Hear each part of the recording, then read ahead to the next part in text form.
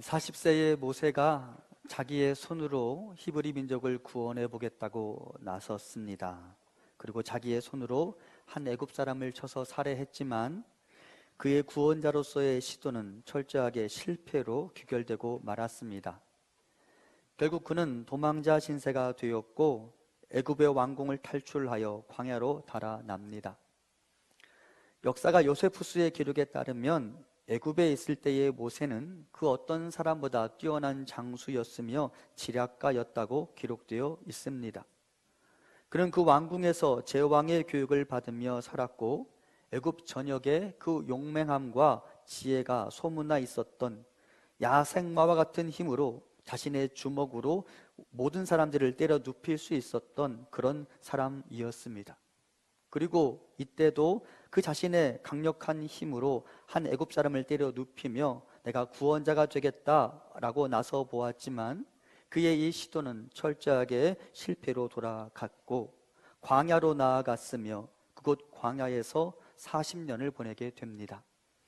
오늘 우리가 봉독한 본문은 모세의 인생에 있어서 두 번째 텀이라고 볼 수 있는 그의 나이 40세에서 80세까지의 광야 여정의 시작 부분을 담고 있습니다.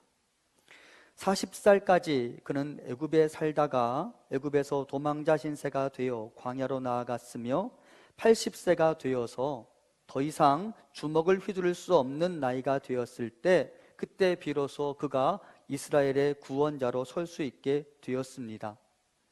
이상하게도 힘이 철철 넘치던 시절에 그는 구원자로서의 일을 수행하는데 실패했던 반면 이제는 힘이 다 빠진 노인이 된 모세는 이스라엘 백성들을 데리고 애굽을 빠져나올 수 있게 되었습니다. 그렇다면 젊은 시절 40살까지의 모세와 80살까지의 모세에게는 어떤 차이가 있을까?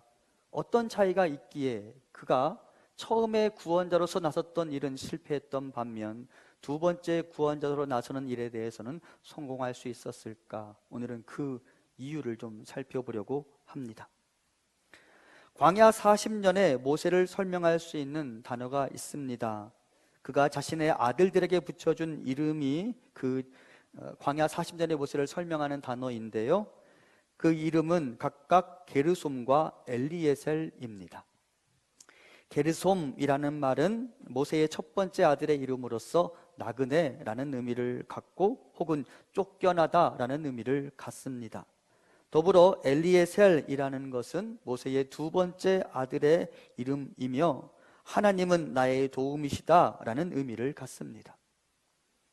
사실은 광야로 쫓겨난 모세는 애굽 사람들에게도 그리고 히브리 민족에게도 환영을 받지 못하고 광야의 나그네 신세가 되고 말았습니다. 그의 외모는 철저하게 애굽 사람처럼 보였습니다. 그래서인지 광야에서 그를 만난 사람들은 그에 대해 이렇게 부르죠. 오늘 본문 19절을 보면 한 애굽 사람이라고 말하죠. 그러니까 그가 입고 있는 옷이나 그의 어투 등을 보면 그는 영락 없는 애굽 사람이었던 것 같습니다. 그렇지만 애굽의 왕자였던 그 자신은 지금 애굽의 임금 바로로부터 쫓기는 신세가 되고 말았습니다. 그는 더 이상 왕궁에 들어갈 수 없는 사람이 되고 말았습니다. 그렇다면 그의 동족 히브리인들은 그를 환영해 주었을까요? 오늘 본문 이전에 등장하는 출애굽기 2장 14절을 보면 히브리인들은 그 모세를 거절하면서 이렇게 말합니다. 누가 너를 우리를 다스리는 자로 삼았느냐? 우리 일에 간섭하지 말아라.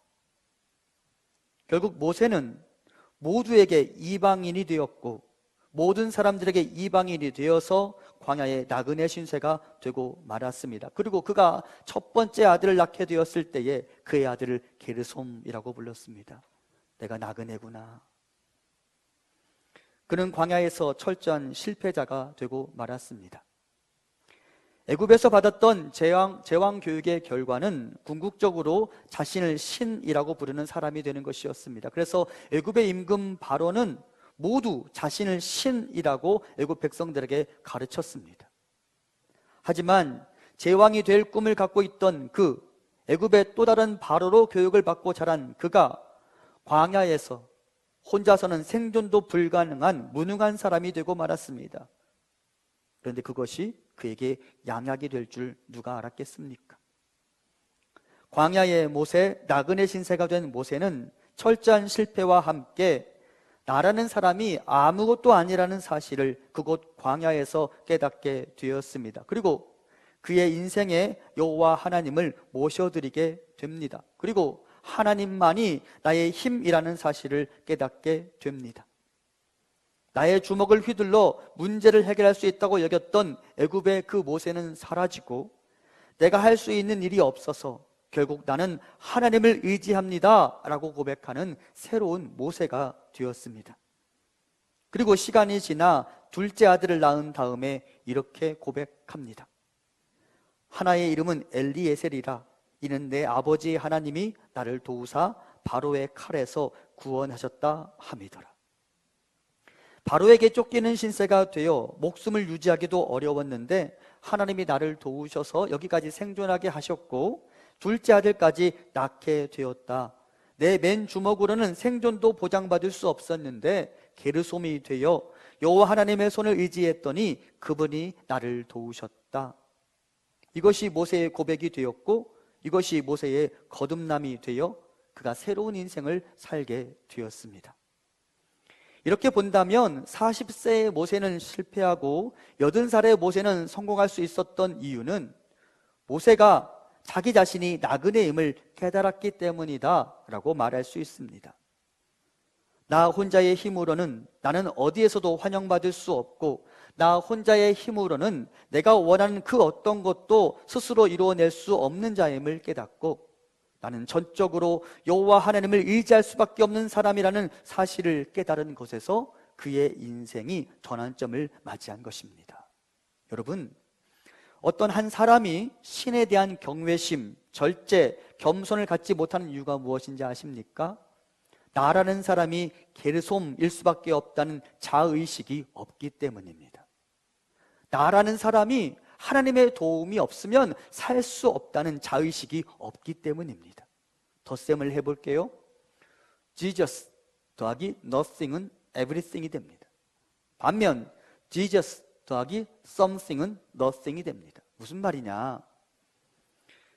예수님 더하기 아무것도 아닌 나, 예수님을 향하여 아무것도 아닌 나의 삶에 들어오십시오 라고 말하는 사람은 그 안에서 모든 일을 할 수 있는 사람으로 변하는 것이지만, 예수님을 향하여 나는 그래도 뭔가 좀 있는 사람인데, 나 예수님 말고도 무엇인가를 좀 갖추고 있는 사람인데 여기에다가 주님 손을 조금만 빌리겠습니다 라고 말하는 사람은 결국은 아무것도 해낼 수 없다라는 말입니다.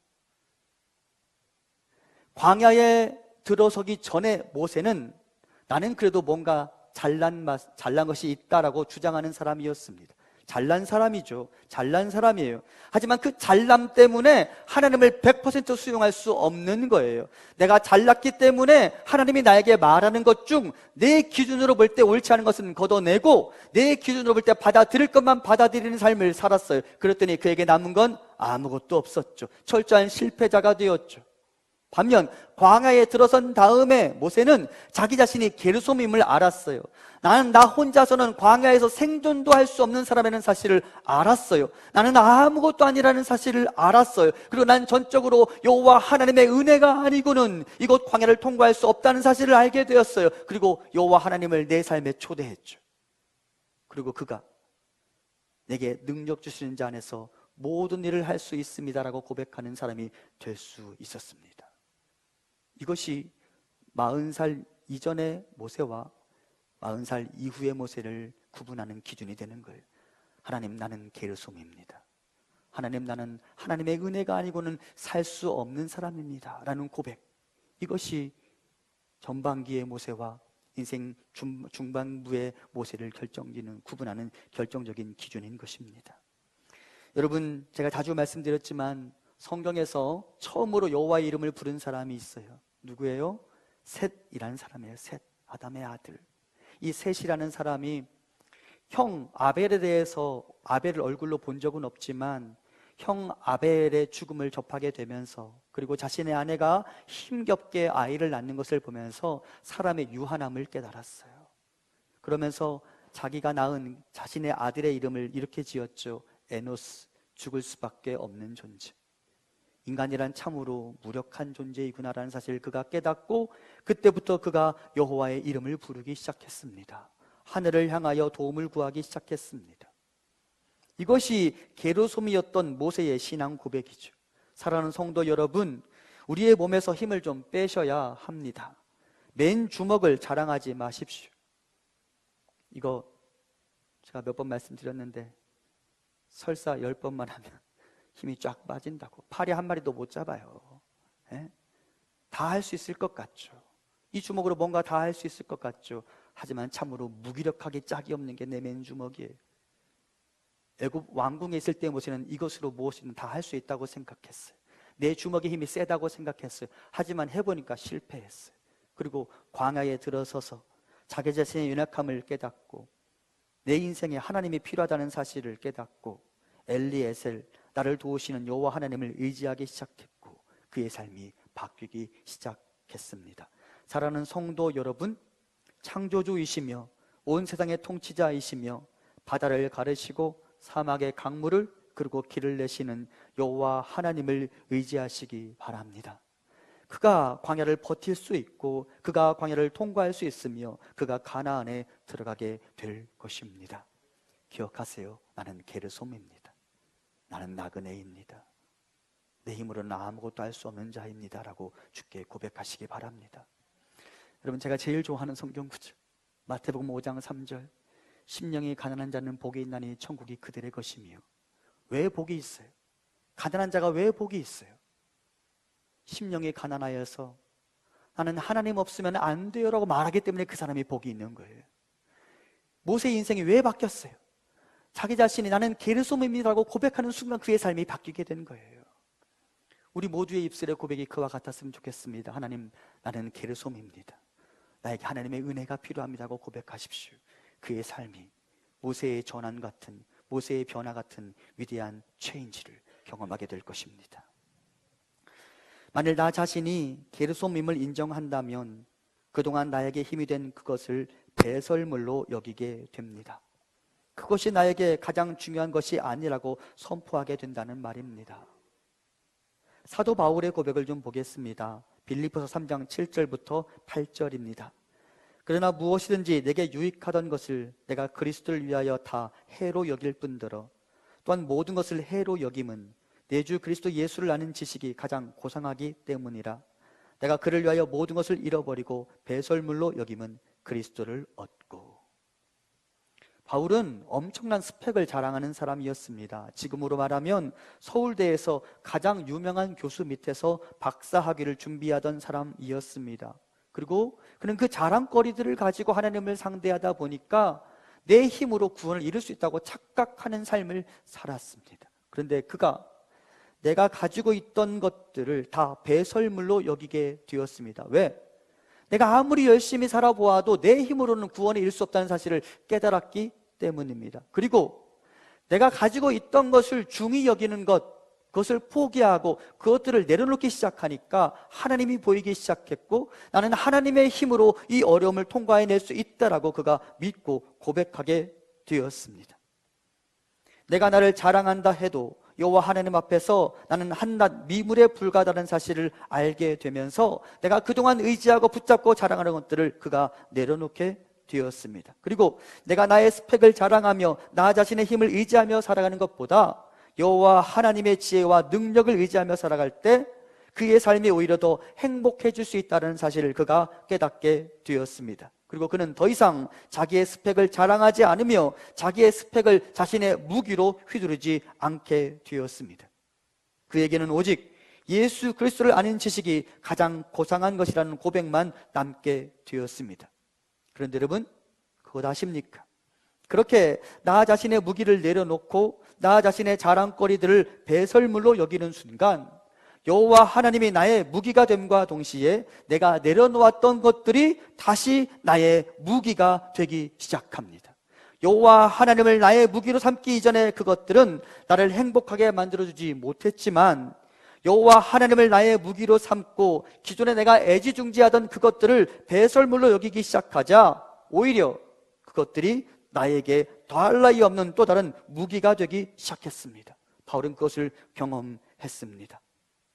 그는 하나님을 무기로 삼은 후 자기의 것을 더 이상 자랑하지 않게 되었습니다. 하지만 그가 자랑하지 않고 내려놓은 그의 스펙은 이제 설교자 바울, 성경의 저술가 바울을 더 찬란하게 빛나는 보석으로 만들어 주었습니다. 그가 저술한 각종 서신들을 보면 그가 바리새인으로서 가말리엘이라는 사람 밑에서 수학한 소위 유식한 사람의 티가 엄청 나타나는 것을 볼 수 있습니다. 그가 자신의 유식함을 자랑하기 위해서가 아니라 그가 가진 성경의 놀라운 지식이 그리스도를 아는 지식과 결합되었을 때 그는 어떤 사람보다 복음을 복음으로 더 잘 소개할 수 있는 사람으로 바뀌게 된 것입니다. 이전에는 그의 율법적 지식이 그가 하나님께로 나아간 것을 방해했었어요. 그것이 그의 자랑이었기 때문에. 하지만 그가 그의 자랑을 내려놓기 시작하자 예수 그리스도가 나의 삶의 전부라는 사실을 깨닫게 되자 그 다음에 어떻게 바뀌었느냐? 그가 내려놓았던 그것들이 그에게 유익한 무기가 되어서 어느 누구보다 사람들에게 사실은 말이야, 복음은 이런 것이야 라고 잘 소개할 수 있는 사람으로 바뀌었다는 것입니다. 모세를 보겠습니다. 모세는 당대 최강의 제국에서 수확한 사람입니다. 사도행전 7장 22절입니다. 모세가 애굽 사람의 모든 지혜를 배워 그의 말과 하는 일들이 능하더라. 그는 유능한 사람이었습니다. 하지만 자신의 지식과 스펙이 게르솜인 자신에게 아무런 도움이 되지 않는다고 판단하게 됩니다. 그리고 오직 엘리에셀, 여호와 하나님을 의지하고 엘리에셀, 하나님이 자신에게 주신 지팡이만 붙잡고 살아갔습니다. 그리고 그가 자기 자신이 게르솜임을 깨닫는 순간 그가 버린 그의 스펙이 모세의 또 다른 무기가 되기 시작했습니다. 모세가 히브리 민족 200만 명을 이끄는 리더가 될 수 있었던 것은 그가 이미 전장의 장수로서 일을 해보았기 때문이지 않겠습니까? 모세가 히브리 민족들을 전쟁에 능한 군사로 훈련시키고 히브리 민족들에게 하나님의 주신 율법을 가르치고 전수할 수 있었던 것도 그 자신이 애굽에서 배운 학문 덕분이 아니겠습니까? 기억하십시오. 하나님 없는 나의 무기는 나에게 위험한 독약이 될 수 있습니다. 하지만 하나님을 향하여 엘리에셀이라고 고백하는 순간부터 내가 배설물로 여기던 그것이 나의 인생의 무기가 될 수 있을 것입니다. 그러므로 사랑하는 성도 여러분, 먼저 나 자신이 게르솜임을 인정하시기 바랍니다. 그래도 나라는 사람이 조금은 구원의 가능성이 남아있는 사람이라고, 그래도 나라는 사람은 아직 힘이 남아있다고, 그래도 나라는 사람은 아직도 누군가에게 나를 도와달라고 말하지 않고서도 혼자서도 잘 살 수 있는 사람이라고 말하지 마십시오. 나의 연약함을 인정하십시오. 그리고 내가 자랑하던 그것들을 내려놓으십시오. 그때 비로소 여호와가 나의 힘이 되며 그때 비로소 여호와 하나님의 힘이 나의 힘이 될 것입니다. 그래야 주 안에서 everything, 모든 것을 할 수 있는 사람으로 바뀐다는 것입니다. 말씀을 준비하면서 야곱이라는 사람의 삶에 대해서 다시 한번 생각해 보게 되었습니다. 하나님께서 야곱의 이름을 이스라엘로 바꾸어 주셨습니다. 왜 그러셨을까? 야곱은 머리가 좋은 사람입니다. 야곱은 내가 원하는 것을 얻기 위해 다른 사람과 거래하는 기술에 있어서 능한 사람이었습니다. 자신에게 불리한 일이 생기면 그 상황을 역전시킬 수 있는 꾀를 가진 사람입니다. 그는 자기의 이익을 위해 상대방의 필요를 간파하고 자신이 챙기려는 것과 상대방이 필요로 하는 것을 교환할 줄 아는 사람이었습니다. 그렇게 좋은 기술과 머리를 가지고 그가 열심히 야곱으로 살아보았습니다. 야곱 뜻이 뭐예요? 속이는 자예요. 속이는 자. 남을 속여서 내가 원하는 것을 얻어내는 사람이 바로 야곱이었습니다. 그렇게 열심히 잔머리를 굴려가며 살아가 보았지만 그에게 남은 것은 두려움뿐이었습니다. 그가 형 에서를 만나러 가야 합니다. 그에게 두려움이 있었어요. 그리고 하나님이 그에게 묻습니다. 내 이름이 무엇이냐? 그때 그가 대답합니다. 저는 야곱입니다. 저 그렇게 속이는 자로서 평생을 살아왔습니다. 그런데 지금 몹시 두렵습니다. 내 지혜로, 내 꾀로 열심히 살아와 보았지만 지금 저는 두렵습니다. 야곱으로 살아본 인생의 결과가 두려움뿐입니다라고 하나님께 그가 고백하게 됩니다. 그리고 그 자신이 두려움의 한복판에 있을 때 하나님께서 그 이름을 바꾸어 주셨습니다. 이제 더 이상 야곱으로 살지 마. 이제 그 잔머리 굴려가며 살지 마. 이제 속이는 자로서 열심히 너의 힘만을 의지하며 살지 마. 이제는 이스라엘, 하나님이 싸우신다라는 이름으로 살아가라. 내가 너를 위해 대신 싸울 것이다. 하나님 야곱에게 말씀하십니다. 이제 더 이상 너 자신을 무기로 살아가지 말아라. 그것은 위험한 일이다. 그것은 너를 불행하게 만들 뿐이다. 대신 이제부터는 내가 너를 위해 싸울 수 있도록 너의 인생에 나를 초대해라. 내가 너를 위하여 대신 싸울 것이다. 내가 대신 너의 형 에서의 얼어붙은 마음을 녹일 것이다. 나를 믿어 보아라. 내가 너를 위해 일할 것이다. 하나님은 야곱에게 이것을 가르쳐 주기를 원하셨습니다. 그리고 그의 인생이 바뀌게 되었습니다. 성경에 증거가 있더라고요. 그가 이스라엘이라는 이름을 새롭게 부여받고 형 에서와의 갈등을 해결한 다음에 뜻하지 않은 위험을 만나게 됩니다. 야곱의 딸 디나가 세겜 족속의 추장의 아들에게 성적으로 추행을 당합니다. 그리고 추장의 아들은 디나와 결혼하겠다고 야곱의 가족을 찾아옵니다. 이 사실에 화가 난 그의 오빠들 시므온과 레위가 복수를 결정합니다. 그들이 머리를 맞대고 방법을 찾습니다. 그리고 이렇게 결정합니다. 우리 동생을 당신과 결혼하도록 허락해 줄 테니 당신과 당신 족속의 모든 남성들이 우리와 같이 할례를 받아야만 합니다. 그러면 즉시 우리 동생을 당신에게 주겠습니다.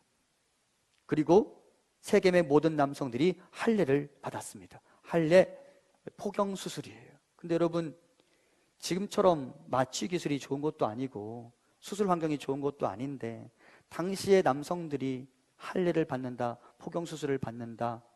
그 다음에 그 사람이 전쟁에 나갈 수 있을까요? 없을까요? 야곱의 아들들인 시몬과 레위가 그것을 노렸어요. 그리고 성경에 보면 3일째 되었을 때, 그 세겜 족속의 사람들이 할례 받은 후 3일이 되었어요. 성경에 정확하게 이렇게 표현되어 있어요. 아직 그들이 아파할 때에. 실감 나시죠? 잘 모르시나? 3일이 되었을 때 성경이 이렇게 써요. 아직 그들이 아파할 때에 시므온과 레위가 칼을 가지고 세겜 성읍에 들어가 그 모든 남자들을 죽이게 됩니다. 거기서 많이 본 수법 같지 않습니까? 시므온과 레위가 아버지를 닮았어요. 그리고 자신의 꾀로, 자신의 지혜로 자기가 원하는 것을 얻어내기 위해 상대방을 속인 것이죠. 그러면 그것으로 문제가 해결되었을까요? 아닙니다. 그렇게 아버지와 똑같은 야곱의 술수를 써 보았는데 그것으로 오히려 야곱 가문은 더 큰 위험을 만나게 됩니다. 세겜 족속과 전면전을 벌이게 됩니다. 이제는 한 족속과의 전쟁을 벌여야만 했습니다. 그런데 야곱이 더 이상 이전의 야곱처럼 행동하지 않습니다. 이전의 야곱이라면 그는 주변의 군대들을 용병으로 고용하기 시작했을 것입니다. 우리가 돈을 줄 테니 우리를 위해 싸워다오. 그리고 형 에서에게 달려갔겠죠. 형, 나 지금 군사가 필요해요. 군대가 필요해요. 나를 위해 좀 사람을 보내주세요. 그렇게 머리를 쓰고 자기 나름대로의 대안을 마련하기 시작했을 것입니다. 하지만 그는 더 이상 야곱이 아니었습니다. 그는 이스라엘이 되었습니다. 그리고 그는 손에 피를 하나 묻히지 않고 상대방을 속이는 방법이 아닌 새로운 방법으로 문제를 해결합니다. 창세기 35장 3절 이하입니다. 우리가 일어나 베델로 올라가자. 내 환난 날에 내게 응답하시며 내가 가는 길에서 나와 함께 하신 하나님께 내가 거기서 제단을 쌓으려 하노라 하매 그들이 자기 손에 있는 모든 이방 신상들과 자기 귀에 있는 귀고리들을 야곱에게 주는지라. 야곱이 그것들을 세겜 근처 상수리 나무 아래에 묻고 그들이 떠났으나 하나님이 그 사면 고을들로 크게 두려워하게 하셨으므로 야곱의 아들들을 추격하는 자가 없었더라. 아멘. 야곱이 아닌 이스라엘이 되었어요. 그래서 그가 자기 자신의 잔머리가 아닌 하나님 앞에 나아가 그냥 엎드립니다. 하나님 도와주세요. 하나님 도와주세요. 하나님께 제단을 쌓습니다. 그리고 하나님의 은혜를 구합니다. 그리고 여호와께서 그 사변 고울들로 크게 두려워하게 하심으로 그들이 더 이상 야곱 가문을 추격할 수 없었다라고 이야기합니다. 이것이 우리가 야곱이 아닌 이스라엘로 살아가야 하는 이유입니다. 이것이 내가 나의 무기를 내려놓고 여호와 하나님을 의지해야 하는 이유입니다. 사랑하는 성도 여러분, 더 이상 야곱으로 살아가지 마시기 바랍니다. 이제 나는 이스라엘, 즉 여호와가 나를 위하여 일하시는 인생임을 선포하시기 바랍니다. 그리고 그것을 위하여 먼저 나의 게르솜을 인정하고 엘리에셀 하나님을 인정하십시오. 위대하신 주의 손이 나를 위하여 일하시는 순간 내 삶이 바뀌게 될 것입니다. 나는 게르솜입니다. 나는 게르솜입니다. 나는 하나님의 은혜가 아니고는 이 어려움을 통과할 수 없습니다라고 고백하십시오. 그리고 하나님, 내가 더 이상 야곱으로 살지 않을 거예요. 내가 이스라엘로 살 거예요 라고 고백하시기 바랍니다. 성경 중에 모세를 향한 하나님의 칭찬이 몇 번 등장하는데 대표적인 구절이 민수기 12장 3절입니다. 우리 같이 봉독해 보겠습니다. 이 사람 모세는 온유함이 지면의 모든 사람보다 더하더라. 아멘. 여기 등장하는 온유라는 단어는 단순하게 성품이 부드럽다라는 의미가 아닙니다.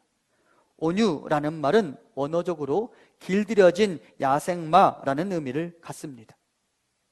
80세 이후에 모세는 길들여진 야생마가 되었습니다. 무슨 말입니까? 애굽에 있을 때 젊은 시절의 모세는 야생마 그 자체였습니다. 엄청난 힘으로 주변을 압도하고 자기 자신도 두려울 것 하나 없는 그런 삶을 살았습니다. 하지만 힘을 주체할 수 없는, 힘을 다룰 수 있는 재간이 없는 야생마는 결국 실패하고 말았습니다. 반면 광야 생활을 거치면서 자기 자신이 게르솜임을 깨닫고 대신 엘리에셀 하나님의 손에 자기 자신을 올려놓고 그분의 손길을 환영하기 시작했을 때 그는 비로소 길들여진 야생마가 될 수 있었습니다. 그리고 자기 자신뿐 아니라 모든 사람들에게 안정감을 줄 수 있는 성품의 사람으로 바뀌게 되었습니다. 물론 그가 가진 리더와 군사로서의 야생마로서의 힘은 잃지 않은 채, 이것이 젊은 시절의 모세와 광야 이후의 모세의 차이를 설명하는 단어입니다. 온유, 길들여진 야생마. 모세는 계속 야생마였어요. 하지만 무엇이 40세 이전의 모세와 그 이후의 모세를 구분짓느냐? 길들여진이라는 단어가 한 사람의 인생의 전반부와 후반부를 결정짓는 거예요. 그리고 그 길들여진이라는 단어는 어떤 인식에서부터 비롯되었느냐? 게르솜이라는 인식에서부터 비롯된 거예요. 내가 할 수 있는 것이 아무것도 없습니다라고 말하며 나 자신을 하나님께 맡기는 것에서부터 모세의 새로운 삶이 시작된 것이죠. 사랑하는 성도 여러분, 이제 나 자신이 게르솜임을 인정하고 엘리에셀을 고백하며 살아가시기 바랍니다. 주님의 권능의 손이 나를 위해 일하실 때 나의 인생이 야곱에서 이스라엘로 바뀌고 주는 나를 위해 내 주변의 대적들을 물러나게 하실 것입니다. 내가 이 땅에서 쌓은 스펙이 무의미하다는 게 결코 아닙니다. 내가 이 땅에서 쌓은 스펙이 내가 하나님을 찾는 데 방해가 된다면 그것들을 내려놓아야 한다는 말입니다. 나는 여전히 하나님이 필요합니다라고 고백하라는 말입니다. 그럴 때 내 삶이 바뀌게 될 것입니다. 모세는 광야에 40년 동안 철저하게 나그네로서의 삶을 살았습니다. 그의 고향은 미디안 광야가 아닙니다. 그렇다면 그에게 돌아갈 고향이 있었을까요? 그렇지 않습니다. 모세는 더 이상 애굽으로 돌아갈 수 없는 사람이 아닙니까? 애굽 사람들도 그를 환영해 주지 않고 히브리 사람들도 그를 환영해 주지 않아서 지금 남의 집에 얹혀 살고 있는 것 아니겠습니까? 그는 영락없는 나그네였습니다. 그들의 선조 아브라함과 야곱처럼 그는 나그네가 되고 말았습니다. 그런데 사실 성경은 모든 사람들이 이 땅에서 나그네일 수밖에 없다고 말합니다. 모든 사람들은 하나님으로부터 출발하여 이 땅에 오게 되었고 우리가 이 땅을 떠나기까지 우리의 본향에 이르기까지 나그네로 살아야 합니다.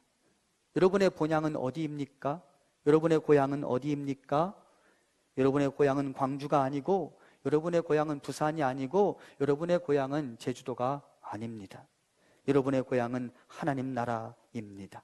그리고 우리는 이 땅의 삶을 마치고 나면 다시 본향 하나님의 나라에 이르게 될 것입니다.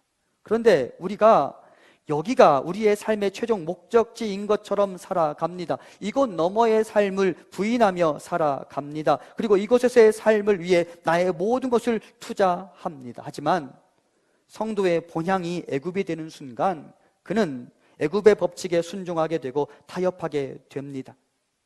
이 세대가 우리에게 가르치는 것들이 무엇입니까? 이 세대는 돈을 가지면 다 갖는 거라고 말하고, 돈을 벌기 위해서라면 어떤 일도 해야 한다고 가르칩니다. 이 세대는 단 한 번밖에 없는 인생 즐기며 살아가야 한다고 가르칩니다. 그리고 이 세상 이외에는 아무것도 없다고 믿는 사람들은 이 세상의 가르침을 있는 그대로 받아들이고 살아갑니다. 이 세상 너머의 세상도 인정하지 않고, 나라는 존재의 출발 지점이 하나님이라는 사실도 인정하지 않고 살아갑니다. 나는 여기에서 나그네라는 사실을 부인하며 살아갑니다. 하지만 하나님은 우리에게 말씀하십니다. 우리가 가야 할 곳이 있다고. 하나님 우리에게 말씀하십니다. 이 세상의 법칙대로 살아가서는 안 된다고. 하나님 우리에게 말씀하십니다. 우리의 시민권은 하늘에 있다고. 우리는 하늘을 추구하며 살아가야 한다고. 하나님을 만난 사람들을 보십시오. 그들은 하나님을 만나면서 이 세상의 복에 그들의 삶을 맡기지 않게 됩니다. 삭개오를 생각해 봅니다. 그동안 그가 얼마나 많은 수모를 받으며 살아왔겠습니까? 그동안 그가 얼마나 많은 수모를 참고 견뎌야 했겠습니까? 그의 직업이 뭐예요? 세리예요. 세리장이에요. 사람들이 그를 조롱하고 비난했어요. 저 잘 먹고 잘 살기 위해 이 동족들 이렇게 힘들게 한다고 사람들이 그를 비난했어요. 그럼에도 불구하고 여러분, 삭개오가 그 직업을 놓을 수가 없었어요. 왜? 무엇 때문에? 뭐 때문에? 돈 때문에. 돈 때문에. 여러분, 삭개오의 성경이 뭐라고 말하면 세리요 부자라고 말해요. 세리는 부자예요. 맞아요, 안 맞아요? 맞아요. 근데 성경은 뭐라고 말하면 세리요 또한 부자라고 말해요. 삭개오는 부자 중에 부자였어요. 그리고 부자가 되기 위해 애를 썼어요. 부자가 되면 잘 사는 거라고 생각했어요. 부자로 살아서 나의 자녀들에게 금수저를 물려주면 된다고 생각했어요. 왜? 이게 끝이라고 생각했으니까. 하지만 그가 하나님을 만납니다. 그리고 이곳 너머의 삶이 있다는 사실을 깨닫게 됩니다. 그리고 이곳 너머의 삶이 있다는 사실을 깨닫게 되자 여기에서 부자가 되기 위해 아등바등 사느라 하늘의 법칙과 충돌되는 행동을 하면 안 된다라는 사실을 깨닫게 됩니다. 그리고 하늘의 법칙과 내가 지금 여기서 사는 삶의 방식이 충돌된다는 생각을 하게 되자 하늘의 법칙을 위해 지금 여기서 내가 살아가던 삶의 방식을 바꾸어 버립니다. 그리고 그가 애지중지하던 돈을 포기합니다. 누가복음 19장 8절과 9절 우리 같이 봉독합니다. 삭개오가 서서 주께 여짜오되 주여 보시옵소서, 내 소유의 절반을 가난한 자들에게 주겠사오며 만일 누구의 것을 속여 빼앗은 일이 있으면 내 갑절이나 갚겠나이다. 예수께서 이르시되 오늘 구원이 이 집에 이르렀으니 이 사람도 아브라함의 자손이미로다. 아멘. 세상에 삭개오가 돈을 포기하다니, 어떻게 이런 일이 일어난단 말입니까? 그가 이 세상에서 나는 나그네이다 라는 사실을 깨달았기 때문입니다. 나는 여기에서 부자가 되기 위해 아둥바둥 사느라 더 중요한 하늘의 보화를 놓치고 살아갈 수 없다고 그가 고백하게 된 것입니다. 그리고 더 가치 있는 미래의 삶을 위해 지금 자신의 삶의 방향을 수정한 것입니다. 그런 면에서 우리는 나는 이 세상에서 나그네임을 알아야 합니다. 그리고 나그네 인생을 마치고 돌아가게 될 하나님의 나라를 위해, 하늘에 썩지 않는 보화를 위해 살아가야 합니다. 여러분, 우리가 여기서 한번 살고 끝나는 게 아니에요. 가야 할 곳이 있어요.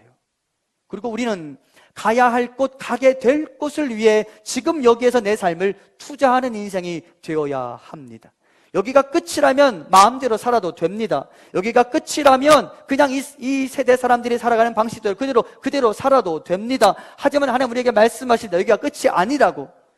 이곳의 삶 너머에 다른 삶이 있다고. 너희는 이곳의 삶 너머에 다른 삶을 위해 투자하며 살아가야 한다고 하나님 우리에게 말씀하십니다. 우리 함께 마태복음 6장 19절과 20절 같이 봉독합니다. 너희를 위하여 보물을 땅에 쌓아두지 말라. 거기는 좀과 동록이 해하며 도둑이 구멍을 뚫고 도둑질하느니라.